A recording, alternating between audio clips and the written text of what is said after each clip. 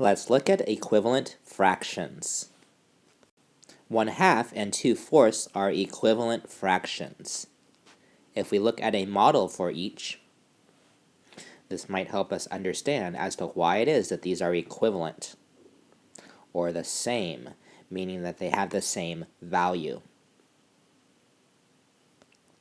These are two equal length bars. We'll use the top bar, the red one there, to represent 1/2. It's the denominator that tells us how many parts to divide that into, so we'll divide it into 2 parts. And then we are only looking at one of those parts.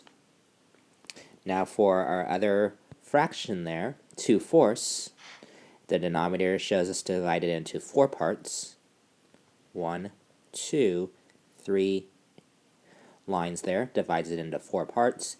And then the numerator tells us to look at 2 of those parts, so 1 and 2. So as you see there, we do have 1/2 and 2/4 as being equivalent, or having that same value. We might also be faced with trying to figure out a value here of 1/3 equals how many 6? How many 6? I'll put a question mark there. Now, we have this here, unit bars again, divided into 3 parts, looking at one of those parts. And then I have another unit bar here that's now divided into 6 parts. 1, 2, 3, 4, 5 lines to divide it into 6 parts. And then how many of those do I have to shade in at this point to equal 1/3?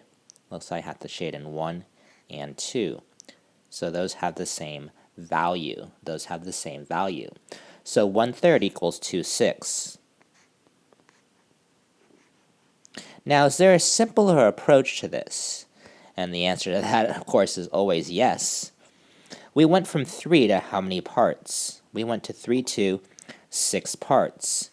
And so the way that we did that is that we actually just took each of these parts here and we split it into 2. And that's why I multiplied by 2 there. Now, whatever we do in the denominator, we have to do the same thing in the numerator. And since we were only looking at one of those parts, 1 times 2 does equal 2. So 1/3 does equal 2/6. So what does this mean when we're talking about equivalent fractions? All it means is multiply. We multiply the numerator and denominator by that same value. So when you say here, if we were trying to find an equivalent fraction for 3/4, we multiply the numerator by 3 and multiply the denominator by 3. 3 times 3 is 9, and 4 times 3 is 12. 3/4 equals 9/12. Those two are equivalent fractions. So I wrote that out there. We multiply both the numerator and denominator by the same value.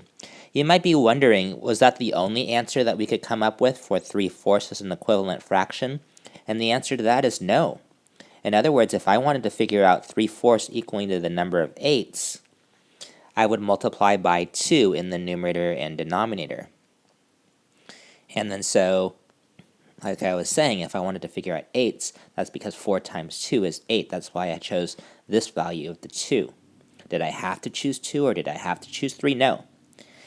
But by doing the same thing in the numerator and denominator, multiplying by that same value or that same number, I can get an equivalent fractions for 3/4. So, for instance, I could even choose 5 to get 15/20 as an equivalent fraction.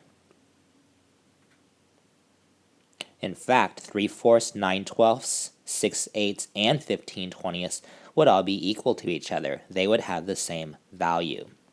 So again, we multiply both the denominator and numerator by that same value. You see the times 3 here, both the numerator and denominator, or those other values that we had chosen. All right, I'm going to ask you to try, and I already set up the first problem for you. I chose a value. For the second problem, I want you to actually get it into, let's say, tenths. So you have to figure out as to how you're going to get from 5 to 10. Go ahead and hit pause. Work these out to find some equivalent fractions.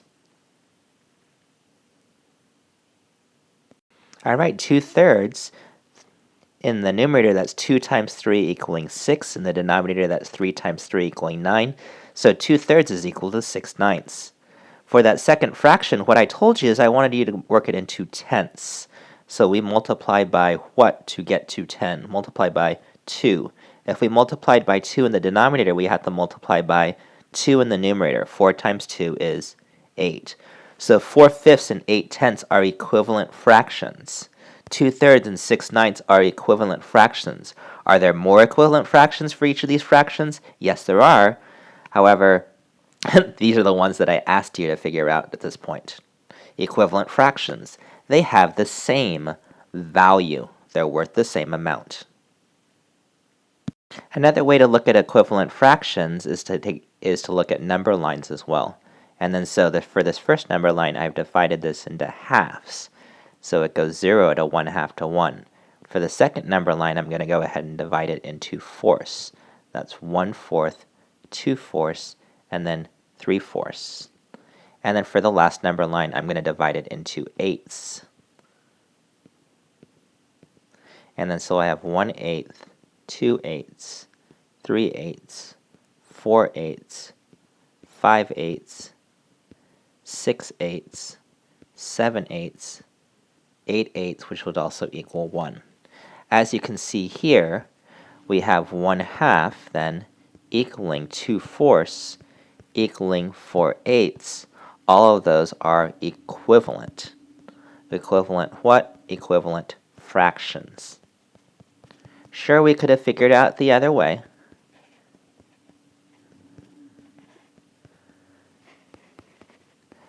But really, what we're just showing you is that as to why it is that it works. Why it is that it works. In fact, we can even see that 1/4 equaling 2/8 right there as we look at those number lines. First one was divided into halves. Okay, in between each of those whole numbers was 2 parts, halves. And then this one was divided into fourths. In between each of those whole numbers was 4. 1, 2, 3, and 4. That's the denominator. That's why it was 1/4, 2/4, then 3/4. And then the last one again was divided into eighths. Those are equivalent fractions. Here's another type of problem when we're talking about equivalent fractions. Okay, and we have 8/10 equaling how many fifths? And in this case, we're looking at this here, and we really can't say that 10 times something equaling 5, at least, well, technically we can, but let's look at it this way. 5 times something equaling 10, which equals times 2. Now, the inverse operation of multiplication is division. So instead of multiplying by 2, we divide by 2. Oh, so 10 divided by 2 equals 5. Now, if we divide by 2 in the denominator, what do you think we do in the numerator? Yep, just divide by 2. 8 divided by 2 is 4. Now, if we looked at 4/5, what we were just showing before is that we could have done times 2 in the numerator and denominator to get to 8/10. So this kind of makes sense too, 8/10 to 4/5, where we can divide both in the numerator. And then so that is what I wrote right here. Divide both the numerator and denominator by that same number. So for instance, if we had 10/15, and I asked you to write an equivalent fraction for it, and I asked you to go ahead and work it down to thirds, 15 divided by what equals 3? 15 divided by 5. And divide by 5 in the denominator means you have to divide by 5 in the numerator. 10 divided by 5 is 2. So 10/15 and 2/3 are equivalent fractions. All right, it's time for you to try. Please go ahead and copy these down and solve them. For that second one, we are going from 20ths to fourths. Think about what it is that you have to divide by. Press pause. Okay, for that first one, 6 divided by 3 is 2. 9 divided by 3 is 3. So 6/9 and 2/3 are equivalent fractions. For that second problem, 5/20, 20 to fourths, then we divide by 5, both in the denominator and in the numerator. 5 divided by 5 is 1. So 5/20 and 1/4 are equivalent. They're equivalent fractions.